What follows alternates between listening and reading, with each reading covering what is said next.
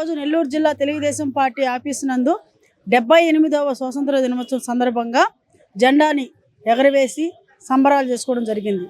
ఎందుకంటే ఈరోజు భారతదేశ ప్రజానికం అందరం కూడా స్వేచ్ఛగా సమానత్వంతో కుల మత భేదాలు లేకుండా ఈరోజు సమానంగా బతుకుతున్నామంటే ఎంతోమంది అమరవీరుల యొక్క త్యాగఫలమే అనేది మనందరం కూడా గుర్తుంచుకోవాల్సిన విషయం.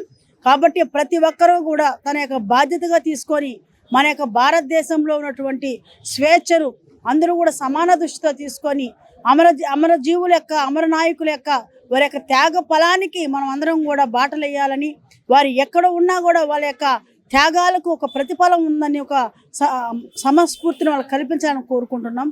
అలాగే ఈరోజు మన యొక్క ఆంధ్ర రాష్ట్రానికి ఈరోజు మంచి దినము. చంద్రబాబు నాయుడు గారు ముఖ్యమంత్రిగా రావడము, ఈరోజు ఆంధ్ర రాష్ట్ర ప్రజానికాన్ని అందరికీ కూడా మంచి రోజులు వచ్చాయని కూడా మేము కోరుకుంటున్నాం. అందరికీ నమస్కారం. ఈరోజు చాలా పండగ శుభదినం. ఎందుకంటే ఆగస్టు 15 అంటే చిన్నపిల్లల దగ్గర నుంచి పెద్దవారి దాకా కూడా ఈరోజు పెద్ద పండగలాగా చేసుకోవడం జరుగుతుంది.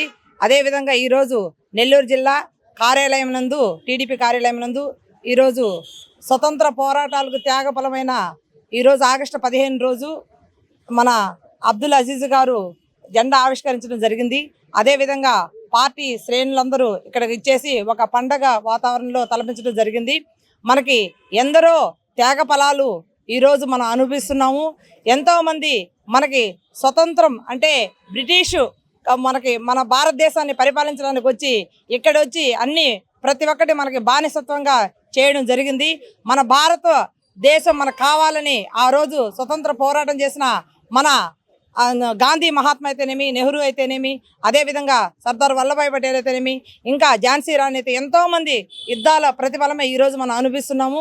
అదేవిధంగా ప్రతి ఒక్కరూ ఈరోజు స్వతంత్రంగా జీవిస్తున్నామంటే ఆ రోజు ఆ మహానుభావులు చేసిన త్యాగబలాలు ఈరోజు మనం స్మరించుకోవడం మనందరం అదృష్టంగా భావిస్తున్నాము.